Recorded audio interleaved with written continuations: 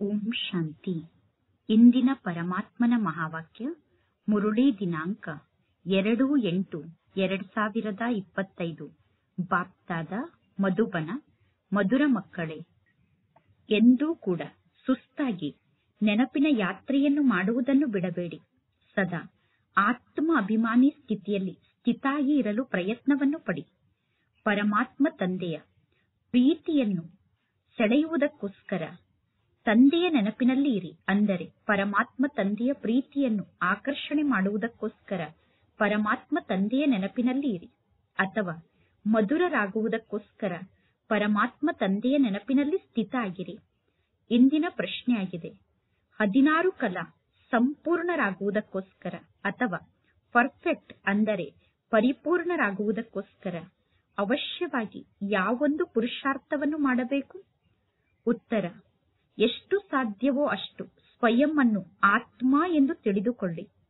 ಪ್ರೀತಿಯ ಸಾಗರ ಆದಂತಹ ಪರಮಾತ್ಮ ತಂದೆಯನ್ನು ನೆನಪು ಮಾಡಿ. ಆಗ ನೀವು ಪರಿಪೂರ್ಣರಾಗುತ್ತೀರಾ, ಅಂದರೆ ಪರ್ಫೆಕ್ಟ್ ಆಗುತ್ತೀರಾ. ಈ ಜ್ಞಾನ ಬಹಳ ಸಹಜ ಆಗಿದೆ. ಆದರೆ 16 ಕಲಾ ಸಂಪೂರ್ಣರಾಗುವುದಕ್ಕೋಸ್ಕರ ಪರಮಾತ್ಮ ತಂದೆಯ ನೆನಪಿನ ಮೂಲಕ ಆತ್ಮವನ್ನು ಪರ್ಫೆಕ್ಟ್ ಮಾಡಿಕೊಳ್ಳಬೇಕು, ಅಂದರೆ ಪರಿಪೂರ್ಣ ಮಾಡಿಕೊಳ್ಳಬೇಕು.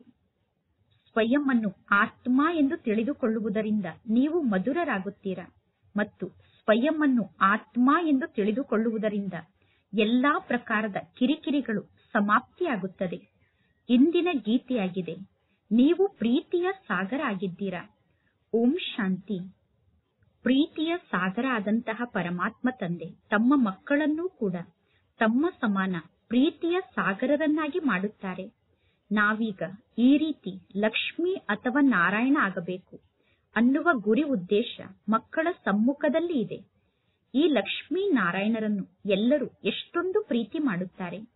ಈಗ ಮಕ್ಕಳಿಗೆ ಗೊತ್ತಿದೆ, ಪರಮಾತ್ಮ ತಂದೆ ನಮ್ಮನ್ನು ಈ ಲಕ್ಷ್ಮೀ ನಾರಾಯಣರ ಸಮಾನ ಮಧುರರನ್ನಾಗಿ ಮಾಡುತ್ತಾರೆ.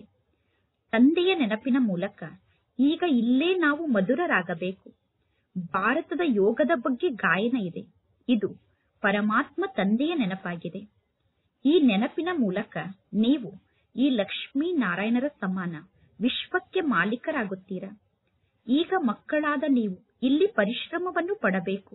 ಎಂದೂ ಕೂಡ ನಾನು ಬಹಳಷ್ಟು ಜ್ಞಾನಿಯಾಗಿದ್ದೇನೆ, ನನಗೆ ಬಹಳಷ್ಟು ಜ್ಞಾನ ಗೊತ್ತಿದೆ ಅನ್ನುವ ಅಹಂಕಾರಕ್ಕೆ ವಶ ಆಗಬಾರದು. ಏಕೆಂದರೆ ಮುಖ್ಯ ಮಾತೆ ಪರಮಾತ್ಮ ತಂದೆಯ ನೆನಪೇ ನಮಗೆ ತಂದೆಯ ಪ್ರೀತಿಯನ್ನು ಪ್ರಾಪ್ತಿ ಮಾಡಿಸುತ್ತದೆ. ನೀವು ಬಹಳಷ್ಟು ಮಧುರರಾಗಬೇಕು ಎಂದು ಬಯಸಿದರೆ, ಬಹಳಷ್ಟು ಪ್ರಿಯರಾಗಬೇಕು ಎಂದು ಬಯಸಿದರೆ, ಅಥವಾ ಶ್ರೇಷ್ಠ ಪದವಿಯನ್ನು ಪಡೆದುಕೊಳ್ಳಬೇಕು ಎಂದು ಬಯಸಿದರೆ ಪರಮಾತ್ಮ ತಂದೆಯನ್ನು ನೆನಪು ಮಾಡುವಂತಹ ಪರಿಶ್ರಮವನ್ನು ಪಡಿ. ಇಲ್ಲದಿದ್ದರೆ ನೀವು ಬಹಳಷ್ಟು ಪಶ್ಚಾತ್ತಾಪವನ್ನು ಪಡುತ್ತೀರಾ. ಏಕೆಂದರೆ ಬಹಳಷ್ಟು ಮಕ್ಕಳು ಇಂಥವರಾಗಿದ್ದಾರೆ. ಅವರು ತಂದೆಯ ನೆನಪನ್ನು ಮಾಡಿದರೂ ಕೂಡ ಆ ನೆನಪು ತಂದೆಗೆ ಬಂದು ತಲುಪುವುದಿಲ್ಲ. ಏಕೆಂದರೆ ಮಕ್ಕಳು ಪರಮಾತ್ಮ ತಂದೆಯನ್ನು ನೆನಪು ಮಾಡುವ ಮಾತಿನಲ್ಲಿ ಸುಸ್ತಾಗಿ ಬಿಡುತ್ತಾರೆ. ಆಗ ತಂದೆಯನ್ನು ನೆನಪು ಮಾಡುವುದನ್ನೇ ಬಿಟ್ಟು ಬಿಡುತ್ತಾರೆ. ಒಂದನೆಯದಾಗಿ ಆತ್ಮ ಅಭಿಮಾನಿ ಸ್ಥಿತಿಯಲ್ಲಿ ಸ್ಥಿತ ಆಗಲು ಬಹಳಷ್ಟು ಪ್ರಯತ್ನವನ್ನು ಪಡಬೇಕು. ನೀವು ಆತ್ಮ ಅಭಿಮಾನಿಗಳಾಗದೇ ಇದ್ದರೆ ಬಹಳ ಸಣ್ಣ ಪದವಿಯನ್ನು ಪಡೆದುಕೊಳ್ಳುತ್ತೀರಾ. ನೀವು ಆತ್ಮ ಅಭಿಮಾನಿಗಳಾಗದೇ ಇದ್ದರೆ ಎಂದೂ ಕೂಡ ಈ ದೇವತೆಗಳ ಸಮಾನ ಮಧುರರಾಗುವುದಿಲ್ಲ. ಬಹಳ ಕಡಿಮೆ ಜನ ಮಕ್ಕಳು ಇಂಥವರಾಗಿದ್ದಾರೆ. ಅವರು ನೆನಪಿನ ಮೂಲಕ ಪರಮಾತ್ಮ ತಂದೆಯನ್ನು ಆಕರ್ಷಣೆ ಮಾಡುತ್ತಾರೆ, ಅಂದರೆ ನೆನಪಿನ ಮೂಲಕ ತಂದೆಯನ್ನು ಸೆಳೆಯುತ್ತಾರೆ. ಏಕೆಂದರೆ ಅವರು ತಂದೆಯ ನೆನಪಿನಲ್ಲಿ ಸ್ಥಿತ ಆಗಿರುತ್ತಾರೆ. ಕೇವಲ ಒಬ್ಬ ತಂದೆಯ ನೆನಪಿನಲ್ಲಿ ಸ್ಥಿತ ಆಗಬೇಕು. ಎಷ್ಟು ಜಾಸ್ತಿ ಸಮಯ ನೀವು ಪರಮಾತ್ಮ ತಂದೆಯನ್ನು ನೆನಪು ಮಾಡುತ್ತೀರೋ ಅಷ್ಟು ನೀವು ಅತೀ ಮಧುರರಾಗುತ್ತೀರಾ. ಈ ಲಕ್ಷ್ಮೀ ನಾರಾಯಣರು ಕೂಡ ತಮ್ಮ ಹಿಂದಿನ ಜನ್ಮದಲ್ಲಿ ಪರಮಾತ್ಮ ತಂದೆಯನ್ನು ಬಹಳಷ್ಟು ನೆನಪು ಮಾಡಿದ್ದಾರೆ. ನೆನಪಿನ ಮೂಲಕ ಈ ಲಕ್ಷ್ಮೀ ನಾರಾಯಣರು ಮಧುರರಾಗಿದ್ದಾರೆ. ಸತ್ಯಯುಗದಲ್ಲಿ ನಂಬರ್ 1ನಲ್ಲಿ ಸೂರ್ಯವಂಶಿಗಳು ಇದ್ದರು. ಚಂದ್ರವಂಶಿಗಳು ಸೆಕೆಂಡ್ ನಂಬರ್ನಲ್ಲಿ ಬರುತ್ತಾರೆ. ಈ ಲಕ್ಷ್ಮೀ ನಾರಾಯಣರು ಎಲ್ಲರಿಗೂ ಬಹಳಷ್ಟು ಪ್ರಿಯ ಆಗಿದ್ದಾರೆ. ಈ ಲಕ್ಷ್ಮೀ ನಾರಾಯಣರ ಶಾರೀರಿಕ ಚಿತ್ರಕ್ಕೂ ಮತ್ತು ರಾಮ ಸೀತೆಯ ಶಾರೀರಿಕ ಚಿತ್ರಕ್ಕೂ ಬಹಳಷ್ಟು ಅಂತರ ಇದೆ. ಈ ಲಕ್ಷ್ಮೀನಾರಾಯಣರಿಗೆ ಎಂದೂ ಯಾವುದೇ ಪ್ರಕಾರದ ಕಳಂಕವನ್ನು ಹೊರಿಸುವುದಿಲ್ಲ.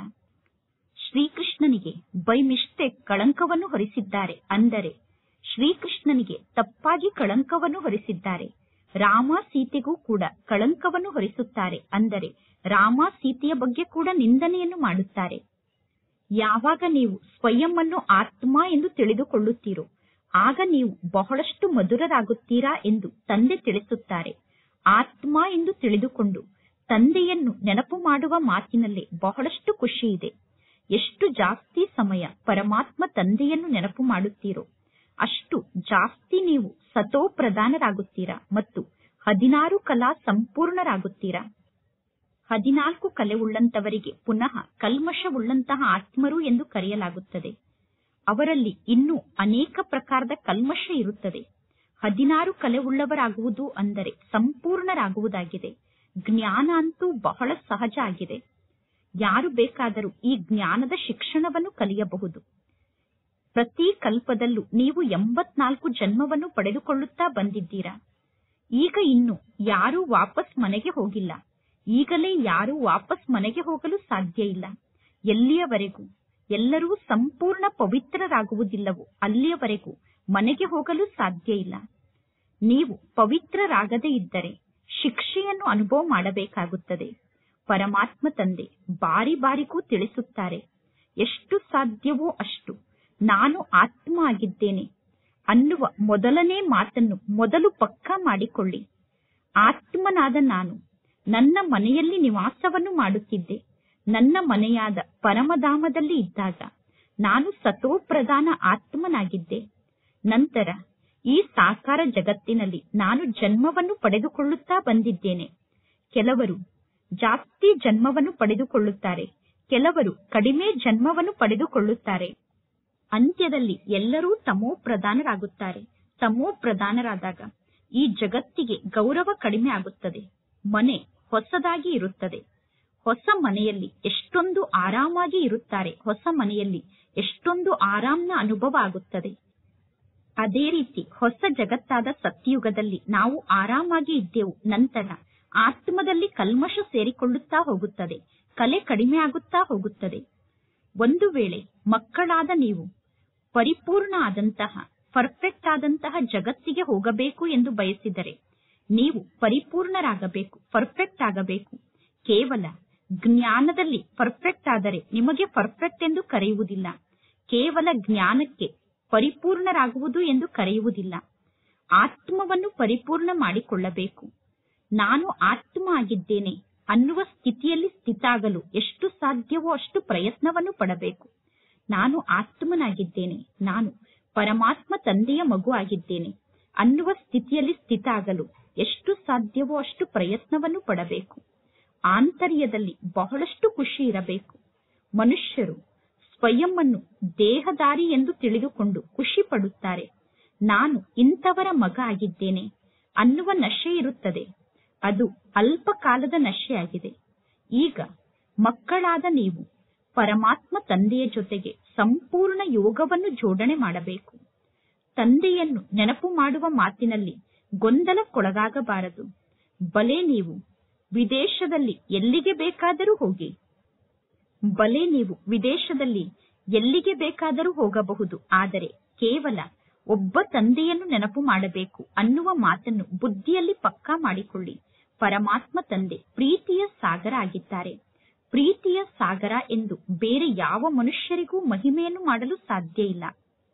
ಆತ್ಮ ತನ್ನ ತಂದೆಯಾದ ಪರಮಾತ್ಮ ತಂದೆಗೆ ಮಹಿಮೆಯನ್ನು ಮಾಡುತ್ತದೆ. ಎಲ್ಲಾ ಆತ್ಮರು ಪರಸ್ಪರ ಸೋದರ ಸೋದರರಾಗಿದ್ದಾರೆ. ಎಲ್ಲರಿಗೂ ಒಬ್ಬ ಪರಮಾತ್ಮ ತಂದೆ ಆಗಿದ್ದಾರೆ. ಪರಮಾತ್ಮ ತಂದೆ ಎಲ್ಲರಿಗೂ ತಿಳಿಸುತ್ತಾರೆ, ಮಕ್ಕಳೇ, ನೀವೇ ಸತೋ ಪ್ರಧಾನರಾಗಿದ್ದೀರಿ. ಈಗ ನೀವೇ ತಮೋ ಪ್ರಧಾನರಾಗಿದ್ದೀರಾ. ತಮೋ ಪ್ರಧಾನರಾಗಿರುವ ಕಾರಣ ನೀವು ದುಃಖಿಗಳಾಗಿದ್ದೀರಾ. ಈಗ ಆತ್ಮನಾದ ನನಗೆ ಪರಮಾತ್ಮ ತಂದೆ ತಿಳಿಸುತ್ತಾರೆ, ಮೊದಲು ನೀವು ಪರಿಪೂರ್ಣರಾಗಿದ್ದೀರಿ, ಪರ್ಫೆಕ್ಟ್ ಆಗಿದ್ದೀರಿ.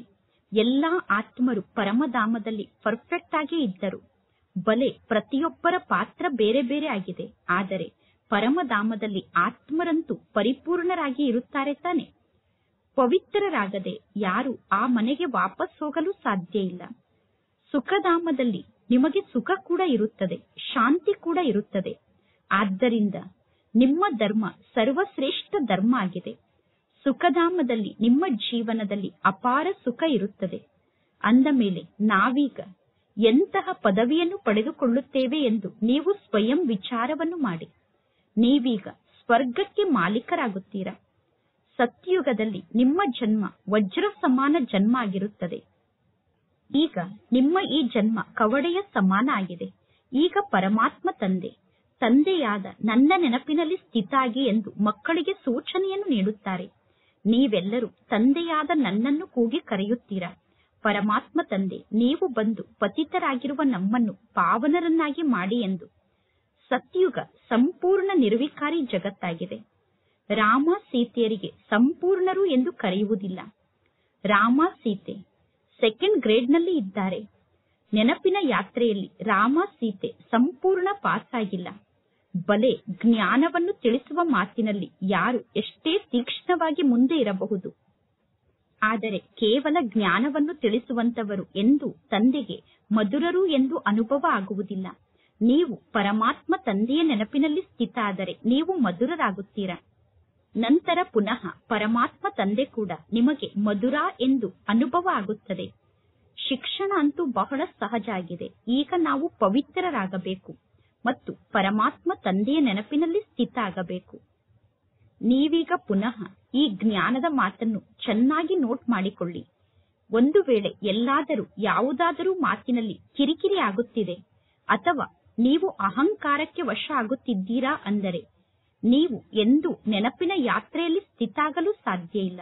ಮುಖ್ಯ ಮಾತು ಅಂದರೆ ಸ್ವಯಂವನ್ನು ಆತ್ಮ ಎಂದು ತಿಳಿದುಕೊಂಡು ಪರಮಾತ್ಮ ತಂದೆಯನ್ನು ನೆನಪು ಮಾಡಿ. ಜಗತ್ತಿನ ಮನುಷ್ಯರು ಬಲೆ ಎಷ್ಟೊಂದು ಜಗಳವನ್ನು ಮಾಡುತ್ತಾರೆ, ಹೊಡೆದಾಡುತ್ತಾರೆ. ಜಗತ್ತಿನ ಜನ ಹೊಡೆದಾಡಿ ತಮ್ಮ ಜೀವನವನ್ನು ವಿಷದ ಸಮಾನ ಮಾಡಿಕೊಳ್ಳುತ್ತಾರೆ. ವಿಷ ಅನ್ನುವ ಶಬ್ದ ಸತ್ಯುಗದಲ್ಲಿ ಇರುವುದಿಲ್ಲ. ಮುಂದೆ ಹೋದಂತೆ ಮನುಷ್ಯರು ತಮ್ಮ ಜೀವನವನ್ನು ಇನ್ನೂ ವಿಷದ ಸಮಾನ ಮಾಡಿಕೊಳ್ಳುತ್ತಾ ಹೋಗುತ್ತಾರೆ. ಮುಂದೆ ಹೋದಂತೆ ಮನುಷ್ಯರ ಜೀವನ ಇನ್ನೂ ಜಾಸ್ತಿ ವಿಷದ ಸಮಾನ ಆಗುತ್ತದೆ. ಏಕೆಂದರೆ ಈ ಜಗತ್ತು ವಿಕಾರ ಅನ್ನುವ ವಿಷದ ಸಾಗರ ಆಗಿದೆ. ಎಲ್ಲರೂ ರವರವ ನರಕದಲ್ಲಿ ಬಿದ್ದಿದ್ದಾರೆ. ಎಲ್ಲರೂ ಬಹಳಷ್ಟು ಕೊಳಕಾಗಿದ್ದಾರೆ. ದಿನ ಪ್ರತಿದಿನ ಕಳೆದಂತೆ ವಿಕಾರದ ಕೊಳಕು ಇನ್ನೂ ವೃದ್ಧಿಯಾಗುತ್ತಾ ಹೋಗುತ್ತದೆ. ಈ ಜಗತ್ತಿಗೆ ಕೊಳಕು ಜಗತ್ತು ಎಂದು ಕರೆಯಲಾಗುತ್ತದೆ. ಒಬ್ಬರು ಇನ್ನೊಬ್ಬರಿಗೆ ದುಃಖವನ್ನು ನೀಡುತ್ತಿರುತ್ತಾರೆ. ಏಕೆಂದರೆ ದೇಹಾಭಿಮಾನದ ಭೂತ ಎಲ್ಲರಲ್ಲೂ ಇದೆ. ಕಾಮ ವಿಕಾರದ ಭೂತ ಕೂಡ ಮನುಷ್ಯರಲ್ಲಿ ಇದೆ. ಪರಮಾತ್ಮ ತಂದೆ ತಿಳಿಸುತ್ತಾರೆ, ಈ ವಿಕಾರ ಅನ್ನುವ ಭೂತವನ್ನು ನೀವೀಗ ಓಡಿಸಬೇಕು. ಈ ಭೂತಗಳೇ ನಿಮ್ಮ ಮುಖವನ್ನು ಕಪ್ಪು ಮಾಡಿಸುತ್ತದೆ. ಕಾಮಚಿತೆಯ ಮೇಲೆ ಕುಳಿತು ನೀವು ಕಪ್ಪಾಗಿ ಬಿಡುತ್ತೀರಾ. ಆದ್ದರಿಂದ ಪರಮಾತ್ಮ ತಂದೆ ತಿಳಿಸುತ್ತಾರೆ, ಪುನಃ ನಾನು ಬಂದು ಜ್ಞಾನಾಮೃತದ ಮಳೆಯನ್ನು ಸುರಿಸುತ್ತೇನೆ. ನೀವೀಗ ಜ್ಞಾನಾಮೃತದ ಮಳೆಯ ಮೂಲಕ ಎಷ್ಟೊಂದು ಶ್ರೇಷ್ಠರಾಗುತ್ತೀರಾ. ಸತ್ಯಯುಗದಲ್ಲಿ ವಜ್ರ ವೈಡೂರ್ಯದ ಮಹಲ್ ಇರುತ್ತದೆ. ಸತ್ಯಯುಗದಲ್ಲಿ ಎಲ್ಲಾ ಪ್ರಕಾರದ ವೈಭವ ಇರುತ್ತದೆ. ಈ ಕಲಿಯುಗದಲ್ಲಿ ಎಲ್ಲಾ ವಸ್ತುಗಳಲ್ಲೂ ಕೂಡ ಕಲಬೆರಕೆಯನ್ನು ಮಾಡಿದ್ದಾರೆ. ಅಂದರೆ ಕಲಿಯುಗದಲ್ಲಿ ಎಲ್ಲಾ ವಸ್ತುವನ್ನೂ ಕೂಡ ಕಲ್ಮಶವುಳ್ಳಂತಹ ವಸ್ತುವನ್ನಾಗಿ ಮಾಡಿದ್ದಾರೆ.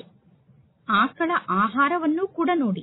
ಆ ಆಹಾರದಲ್ಲಿರುವ ಎಲ್ಲಾ ಸಾರವನ್ನು ಮೊದಲು ತೆಗೆದುಕೊಂಡು ನಂತರ ಸಾರ ಇಲ್ಲದಂತಹ ಆಹಾರವನ್ನು ಆಕಳಿಗೆ ಕೊಡುತ್ತಾರೆ. ಆಕಳಿಗೆ ಸರಿಯಾಗಿ ಆಹಾರ ಕೂಡ ಸಿಗುವುದಿಲ್ಲ. ಶ್ರೀಕೃಷ್ಣನ ಆಕಳನ್ನು ನೋಡಿ. ಶ್ರೀಕೃಷ್ಣನ ಬಳಿ ಇರುವಂತಹ ಆಕಳನ್ನು ಎಷ್ಟು ಸುಂದರವಾದ ರೂಪದಲ್ಲಿ ತೋರಿಸುತ್ತಾರೆ. ಸತ್ಯಯುಗದಲ್ಲಿ ಅಂತಹ ಆಕಳುಗಳು ಇರುತ್ತದೆ. ಸತ್ಯಯುಗದಲ್ಲಿ ಎಂತಹ ಆಕಳು ಇರುತ್ತದೆ ಅಂದರೆ ಆ ಮಾತನ್ನೇ ಕೇಳಬೇಡಿ. ಸತ್ಯಯುಗದ ಆಕಳನ್ನು ನೋಡಿದರೆ ಸಾಕು, ಖುಷಿಯಾಗಿ ಬಿಡುತ್ತದೆ. ಈ ಕಲಿಯುಗದಲ್ಲಿ ಪ್ರತಿಯೊಂದು ವಸ್ತುವಿನಲ್ಲೂ ಇರುವಂತಹ ಸಾರವನ್ನು ಸಮಾಪ್ತಿ ಮಾಡಿಬಿಡುತ್ತಾರೆ. ಅಂದರೆ ಎಲ್ಲಾ ವಸ್ತುವಿನಲ್ಲಿ ಇರುವಂತಹ ಶಕ್ತಿಯನ್ನು ತೆಗೆದುಕೊಂಡು ವಸ್ತುವನ್ನು ಶಕ್ತಿಹೀನ ಮಾಡಿಬಿಡುತ್ತಾರೆ. ಈ ಜಗತ್ತು ಬಹಳಷ್ಟು ಚೀಚಿ ಕೊಳಕು ಜಗತ್ತಾಗಿದೆ. ಈಗ ಈ ಜಗತ್ತಿನ ಜೊತೆಗೆ ನೀವು ಮನಸ್ಸನ್ನು ಜೋಡಣೆ ಮಾಡಬಾರದು. ಪರಮಾತ್ಮ ತಂದೆ ತಿಳಿಸುತ್ತಾರೆ, ನೀವೀಗ ಎಷ್ಟೊಂದು ವಿಕಾರಿಗಳಾಗಿ ಬಿಟ್ಟಿದ್ದೀರಾ. ಯುದ್ಧದಲ್ಲಿ ಹೇಗೆ ಒಬ್ಬರು ಇನ್ನೊಬ್ಬರನ್ನು ಸಾಯಿಸುತ್ತಾರೆ, ಆಟಮಿಕ್ ಬಾಂಬ್ ಅನ್ನು ನಿರ್ಮಾಣ ಮಾಡುವಂತವರಿಗೆ ಎಷ್ಟೊಂದು ಗೌರವವನ್ನು ನೀಡುತ್ತಾರೆ. ಆದರೆ ಆ ಆಟಮಿಕ್ ಬಾಂಬ್ನ ಮೂಲಕ ಎಲ್ಲರ ವಿನಾಶ ಆಗುತ್ತದೆ. ಪರಮಾತ್ಮ ತಂದೆ ತಿಳಿಸುತ್ತಾರೆ, ಈ ಸಮಯದ ಮನುಷ್ಯರು ಹೇಗಿದ್ದಾರೆ ನೋಡಿ, ನಾಳೆಯ ಮನುಷ್ಯರು ಹೇಗೆ ಇರಬಹುದು. ಈಗ ನೀವು ಮಧ್ಯದ ಸಮಯದಲ್ಲಿ ಇದ್ದೀರಾ. ಒಳ್ಳೆಯ ಸಂಘ ನಮ್ಮನ್ನು ತೇಲಿಸುತ್ತದೆ, ಕೆಟ್ಟ ಸಂಘ ನಮ್ಮನ್ನು ಮುಳುಗಿಸುತ್ತದೆ. ನೀವೀಗ ಪುರುಷೋತ್ತಮರಾಗುವುದಕ್ಕೋಸ್ಕರ ಪರಮಾತ್ಮ ತಂದೆಯ ಕೈಯನ್ನು ಹಿಡಿದುಕೊಳ್ಳುತ್ತೀರಾ. ಯಾರಾದರೂ ಈಜುವುದನ್ನು ಕಲಿಯುತ್ತಿದ್ದರೆ ಈಜನ್ನು ಕಲಿಸುವಂತಹ ಟೀಚರ್ನ ಕೈಯನ್ನು ಅವರು ಹಿಡಿದುಕೊಳ್ಳಬೇಕಾಗುತ್ತದೆ. ಇಲ್ಲದಿದ್ದರೆ ನೀರಿನಲ್ಲಿ ಮುಳುಗಿ ಅವರು ಪೆಟ್ಟನ್ನು ತಿನ್ನಬೇಕಾಗುತ್ತದೆ. ಅದೇ ರೀತಿ ಈ ಜ್ಞಾನ ಮಾರ್ಗದಲ್ಲೂ ಕೂಡ ಪರಮಾತ್ಮ ತಂದೆಯ ಕೈಯನ್ನು ಹಿಡಿದುಕೊಳ್ಳಬೇಕು. ಇಲ್ಲದಿದ್ದರೆ ಮಾಯೆ ನಿಮ್ಮನ್ನು ಆಕರ್ಷಣೆ ಮಾಡಿಕೊಳ್ಳುತ್ತದೆ. ಅಂದರೆ ಮಾಯೆ ನಿಮ್ಮನ್ನು ತನ್ನ ಕಡೆ ಸೆಳೆದುಕೊಂಡು ಹೋಗುತ್ತದೆ. ಈಗ ಈ ಸಂಪೂರ್ಣ ಜಗತ್ತನ್ನು ನೀವು ಸ್ವರ್ಗವನ್ನಾಗಿ ಮಾಡುತ್ತೀರಾ. ಅಂದ ಮೇಲೆ ನಾವೀಗ ಸ್ವರ್ಗವನ್ನು ನಿರ್ಮಾಣ ಮಾಡುತ್ತಿದ್ದೇವೆ ಅನ್ನುವ ನಶೆಯಲ್ಲೇ ನಾವು ಸ್ಥಿತ ಆಗಬೇಕು. ನಾವು ಪರಮಾತ್ಮ ತಂದೆಯ ಶ್ರೀಮತದಂತೆ ನಮ್ಮ ರಾಜ್ಯವನ್ನು ಸ್ಥಾಪನೆ ಮಾಡುತ್ತಿದ್ದೇವೆ. ಜಗತ್ತಿನಲ್ಲಿರುವ ಎಲ್ಲಾ ಮನುಷ್ಯರು ದಾನವನ್ನು ನೀಡುತ್ತಾರೆ, ಬಡವರಿಗೆ ದಾನವನ್ನು ನೀಡುತ್ತಾರೆ. ತೀರ್ಥಯಾತ್ರೆಯಲ್ಲಿ ಮಾರ್ಗವನ್ನು ತೋರಿಸುವಂತವರಿಗೆ ದಾನವನ್ನು ನೀಡುತ್ತಾರೆ. ಅವಶ್ಯವಾಗಿ ಒಂದು ಮುಷ್ಟಿ ಅವಲಕ್ಕಿಯನ್ನಾದರೂ ದಾನವನ್ನಾಗಿ ನೀಡುತ್ತಾರೆ. ಅದೆಲ್ಲ ಭಕ್ತಿ ಮಾರ್ಗದಲ್ಲಿ ನಡೆಯುತ್ತಾ ಬಂದಿದೆ. ಈ ರೀತಿ ದಾನವನ್ನು ನೀಡುವಂತಹ ಮಾತು ಭಕ್ತಿ ಮಾರ್ಗದಲ್ಲಿ ನಡೆಯುತ್ತಾ ಬಂದಿದೆ. ಈಗ ಪರಮಾತ್ಮ ತಂದೆ ನಮ್ಮನ್ನು ಡಬ್ಬಲ್ ದಾನಿಯನ್ನಾಗಿ ಮಾಡುತ್ತಾರೆ. ಪರಮಾತ್ಮ ತಂದೆ ತಿಳಿಸುತ್ತಾರೆ, ನೀವೀಗ 3 ಹೆಜ್ಜೆ ಭೂಮಿಯಲ್ಲಿ ಈ ಈಶ್ವರಿಯ ವಿಶ್ವವಿದ್ಯಾಲಯ ಅಥವಾ ಈಶ್ವರಿಯ ಹಾಸ್ಪಿಟಲ್ ಅನ್ನು ತೆರೆಯಿರಿ. ಆಗ ಈ ವಿಶ್ವವಿದ್ಯಾಲಯ ಅಥವಾ ಹಾಸ್ಪಿಟಲ್ಗೆ ಬಂದು ಮನುಷ್ಯರು 21 ಜನ್ಮಕ್ಕೋಸ್ಕರ ಪ್ರಾಪ್ತಿಯನ್ನು ಪಡೆದುಕೊಳ್ಳುತ್ತಾರೆ. ಈ ಕಲಿಯುಗದಲ್ಲಿ ಎಂತೆಂತಹ ಕಾಯಿಲೆಗಳು ಹುಟ್ಟಿಕೊಂಡಿದೆ. ಯಾರಿಗೆ ಕಾಯಿಲೆ ಬಂದಿರುತ್ತದೆಯೋ ಅವರ ಶರೀರದ ಮೂಲಕ ಎಷ್ಟೊಂದು ದುರ್ವಾಸನೆ ಬರುತ್ತದೆ. ಹಾಸ್ಪಿಟಲ್ ಅನ್ನು ನೋಡಿದರೆ ನಿಮಗೆ ತಿರಸ್ಕಾರ ಬರುತ್ತದೆ. ಕರ್ಮ ಭೋಗ ಬಹಳಷ್ಟು ಜಾಸ್ತಿ ಇದೆ. ಈ ಎಲ್ಲಾ ಪ್ರಕಾರದ ದುಃಖದಿಂದ ಮುಕ್ತ ಆಗುವುದಕ್ಕೋಸ್ಕರ ತಂದೆ ತಿಳಿಸುತ್ತಾರೆ, ಕೇವಲ ತಂದೆಯಾದ ನನ್ನನ್ನು ನೀವು ನೆನಪು ಮಾಡಿ. ಪರಮಾತ್ಮ ತಂದೆ ಮಕ್ಕಳಾದ ನಿಮಗೆ ಬೇರೆ ಯಾವ ಮಾತಿನ ಕಷ್ಟವನ್ನೂ ಕೂಡ ಕೊಡುವುದಿಲ್ಲ. ಪರಮಾತ್ಮ ತಂದೆಗೆ ಗೊತ್ತಿದೆ, ಮಕ್ಕಳಾದ ನೀವು ಬಹಳಷ್ಟು ಕಷ್ಟವನ್ನು ಜೀವನದಲ್ಲಿ ನೋಡಿದ್ದೀರಾ. ವಿಕಾರಿ ಮನುಷ್ಯರ ಚೆಹರೆಯೇ ಬದಲಾಗಿ ಬಿಡುತ್ತದೆ. ಮನುಷ್ಯರು ವಿಕಾರಕ್ಕೆ ವಶ ಆದಾಗ ಅವರ ಚೆಹರೆಯೇ ಬದಲಾಗುತ್ತದೆ. ಅವರ ಚೆಹರೆ ಶವದ ಸಮಾನ ಆಗಿಬಿಡುತ್ತದೆ. ಹೇಗೆ ಡ್ರಿಂಕ್ಸ್ ಅನ್ನು ಮಾಡುವಂತವರು ಡ್ರಿಂಕ್ಸ್ ಅನ್ನು ಮಾಡದೇ ಇರಲು ಸಾಧ್ಯ ಇಲ್ಲ. ಶರಾಬನ್ನು ಕುಡಿಯುವಂತವರಿಗೆ ಶರಾಬನ್ನು ಕುಡಿಯದೆ ಹಾಗೆ ಇರಲು ಸಾಧ್ಯ ಆಗುವುದಿಲ್ಲ. ಕುಡಿದಾಗ ಅವರಿಗೆ ಬಹಳಷ್ಟು ನಶೆ ಇರುತ್ತದೆ. ಆದರೆ ಅದು ಅಲ್ಪ ಕಾಲದ ನಶೆಯಾಗಿದೆ. ಪರಮಾತ್ಮ ತಂದೆ ತಿಳಿಸುತ್ತಾರೆ, ವಿಕಾರಿ ಮನುಷ್ಯರ ಆಯಸ್ಸು ಬಹಳಷ್ಟು ಕಡಿಮೆ ಆಗುತ್ತದೆ. ನಿರ್ವಿಕಾರಿ ದೇವತೆಗಳ ಆಯಸ್ಸು ಸರಾಸರಿ 125 ವರ್ಷದಿಂದ 150 ವರ್ಷದವರೆಗೂ ಇರುತ್ತದೆ. ನೀವೀಗ ಸದಾ ಕಾಲಕ್ಕೋಸ್ಕರ ಆರೋಗ್ಯವಂತರಾಗುತ್ತೀರಾ.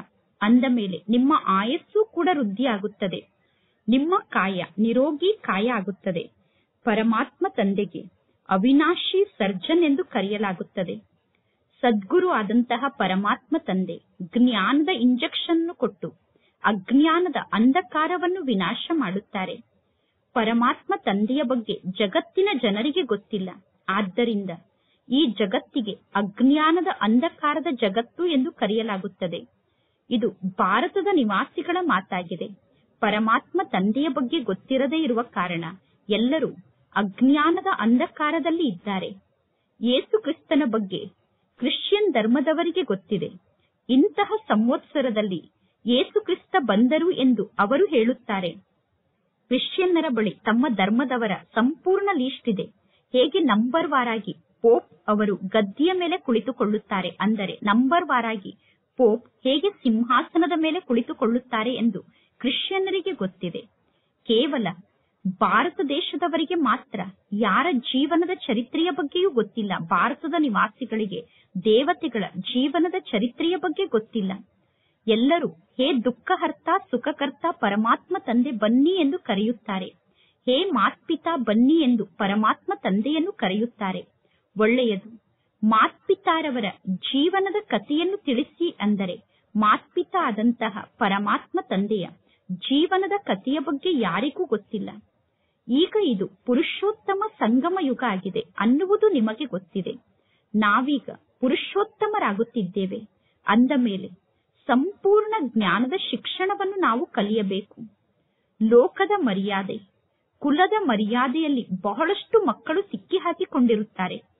ಲೋಕದ ಜನ ಏನೆಂದು ಹೇಳಬಹುದು ಎಂದು ಲೋಕದ ಮರ್ಯಾದೆಗೆ ಹೆದರಿ, ಕುಲದ ಮರ್ಯಾದೆಗೆ ಹೆದರಿ ಬಹಳಷ್ಟು ಜನ ಜಗತ್ತಿನ ಬಂಧನದಲ್ಲಿ ಸಿಕ್ಕಿ ಹಾಕಿಕೊಂಡಿರುತ್ತಾರೆ. ಈ ಬ್ರಹ್ಮ ತಂದೆ ಯಾವ ಮರ್ಯಾದೆಯ ಬಗ್ಗೆ ಕೂಡ ಚಿಂತೆಯನ್ನು ಮಾಡಲಿಲ್ಲ. ಬ್ರಹ್ಮ ತಂದೆ ಯಾರ ಮಾತಿನ ಬಗ್ಗೆ ಚಿಂತೆಯನ್ನು ಮಾಡಲಿಲ್ಲ, ಯಾರನ್ನೂ ಕೇರ್ ಮಾಡಲಿಲ್ಲ. ಬ್ರಹ್ಮ ತಂದೆಗೆ ಎಷ್ಟೊಂದು ಬೈದರು, ಬ್ರಹ್ಮ ತಂದೆ ಎಷ್ಟೊಂದು ನಿಂದನೆಯನ್ನು ಮಾಡಿಸಿಕೊಂಡರು.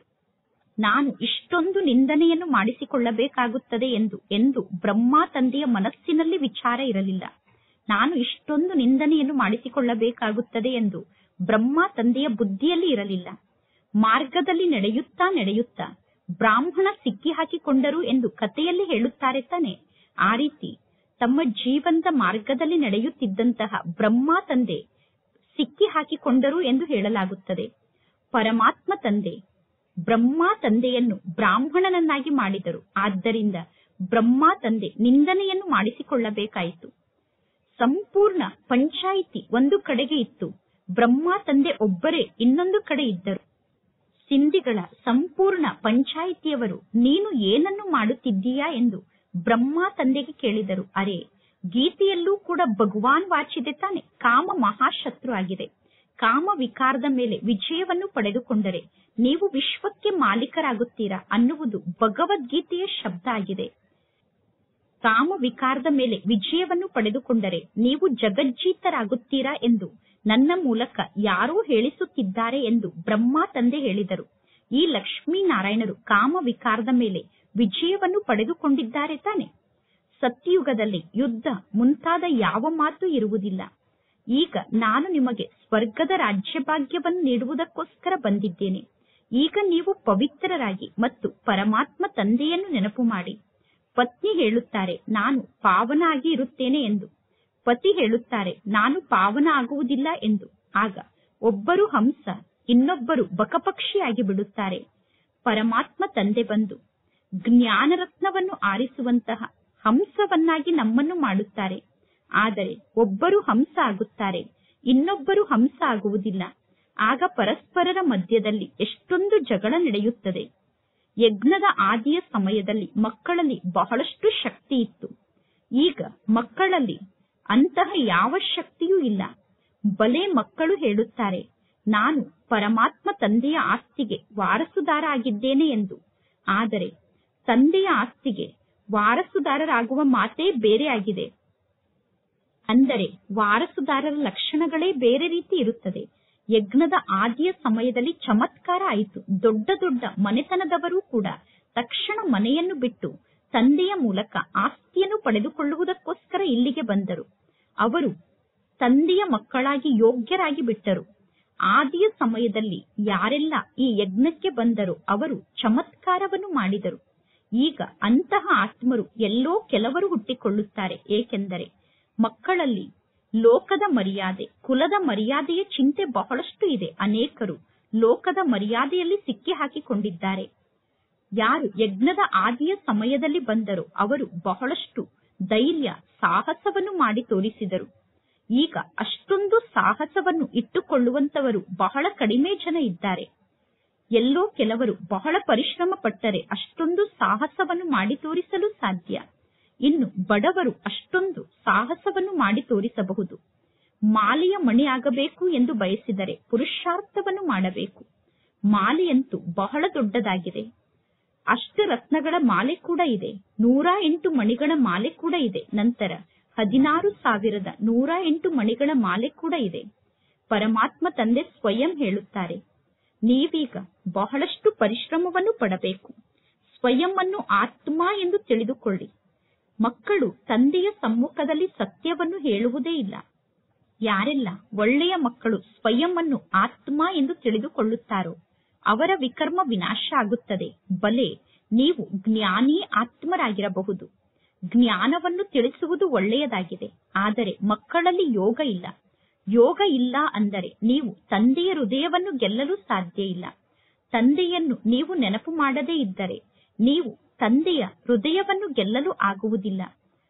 ತಂದೆಯನ್ನು ನೆನಪು ಮಾಡದೇ ಇದ್ದರೆ ತಂದೆಯ ಹೃದಯದಲ್ಲಿ ಸ್ಥಾನವನ್ನು ಪಡೆದುಕೊಳ್ಳಲು ಆಗುವುದಿಲ್ಲ. ನೆನಪಿನ ಮೂಲಕ ನೆನಪು ಸಿಗುತ್ತದೆ. ನೀವು ತಂದೆಯನ್ನು ನೆನಪು ಮಾಡಿದರೆ ತಂದೆ ಕೂಡ ನಿಮ್ಮನ್ನು ನೆನಪು ಮಾಡುತ್ತಾರೆ. ಯಜ್ಞದ ಆದಿಯ ಸಮಯದಲ್ಲಿ ಬಂದಂತಹ ಆತ್ಮರು ತಕ್ಷಣ ಪರಮಾತ್ಮ ತಂದೆಗೆ ಬಲಿಹಾರಿಯಾದರು.